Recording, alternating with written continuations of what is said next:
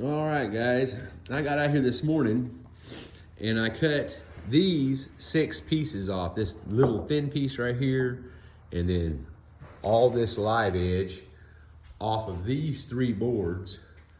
And I was just using my Makita worm gear saw. Like I said, this little thin piece, and then these are my live edge pieces that I cut off right here. There's 6 pieces, and in this piece, as you can see, it's got that big old crack running all the way down it. And it didn't go all the way through except for on the ends, but I was kind of leery of it, and so I cut this piece off too. But 6 pieces, and I was using this, and it's not real, it's perfectly straight, but it's not real solid. I think I know it was flexing on me because, like I said, I cut it using this as my straight edge because my 2x4 was too thick the way I had to cut. And I got them pretty close. My neighbor, like I said before, he's an old retired carpenter, and he does have a big plane. And I may ask him if I can take these 3 boards over to his house and use his plane to run these on, so that I can really butt them up nice and tight.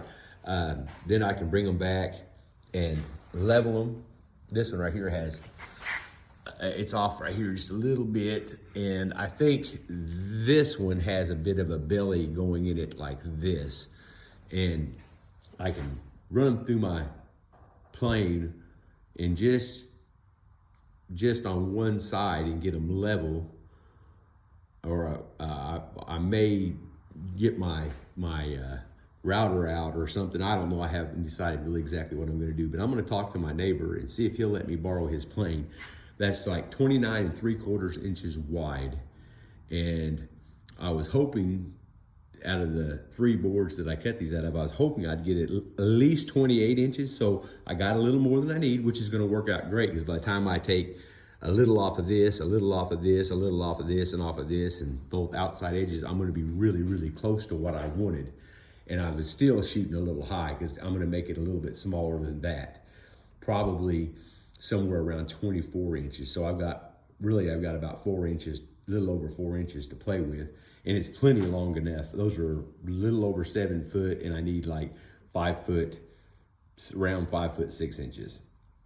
So I thought I did pretty good, considering I was using a flexible board and a skill saw. And actually I was using welding clamps because my big clamps were too tall and my saw wouldn't pass it. So I was using some of these big clamps.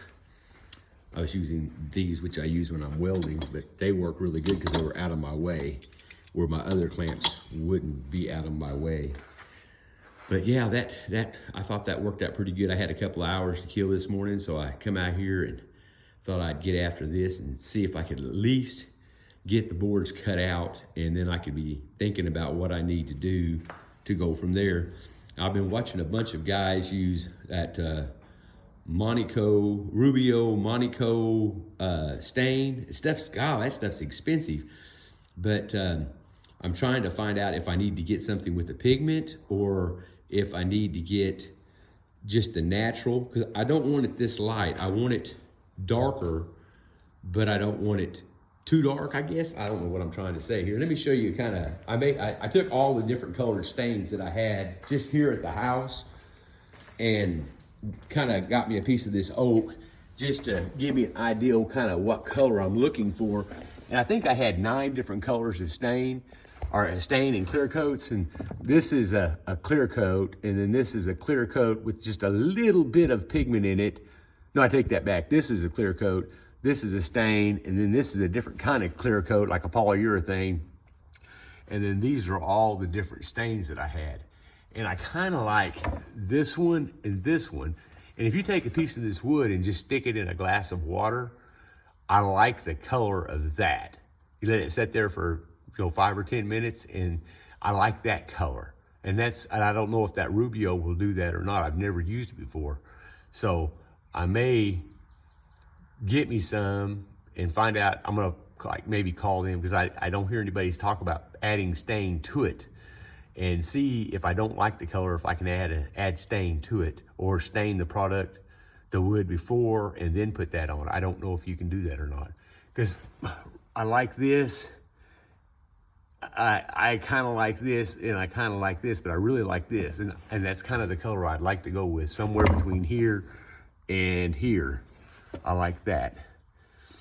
But that's kind of where I'm messing around this morning. And I called my brother, and he had I didn't know, but he did have a biscuit joiner. And I know biscuits do not give you a lot of strength, but they help with the aligning of the boards. And I watched some videos on that, and boy, there's some really smart guys out there when it comes to biscuits and dominoes and stuff. There's some guys out there on YouTube that really know what they're talking about. And they give me a lot of little tricks and techniques and different things that I never even thought of before about it, that will help whenever I get ready to put these boards together. And my wife ordered my epoxy for me last night, so I can use it to fill in all these cracks. It was called something boat. I can't remember now. I got that, and I got the stain to put in it for black, because I want to fill these with like a little bit of black epoxy. Fill like these holes and little places like this. I want to use it for doing stuff like that. You know, little places, which this will be cut off. This won't even be here, but you know, places like that. But and of course all the wormholes. And there's 1,000 wormholes in there. Then I've used my meter, my moisture meter, and I've stuck probably another 1,000 holes in them with that. So I've got, as you can see, there's lots of little spots like this that I need to fill all these. And there's lots and lots of them.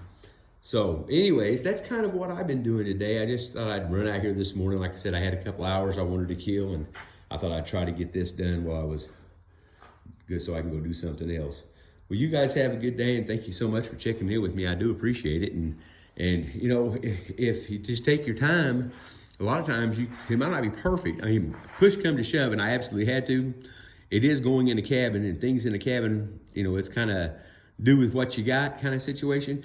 I can straighten these up a little bit more with the skill saw, but you know, I don't have a skill saw.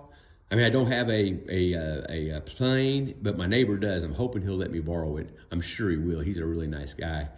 And so I'm gonna talk to him and see if he'll let me. But you know, if push come to shove, I can straighten these up a little more. I did my top width, did it, and got it almost exactly perfect. But you know, sometimes you just have to use what you've got. So just take your time and think about it, and that's what I'm gonna go do right now, is go do some thinking. See if I can't figure out what my next step is. So you guys have a good day, and thank you so much.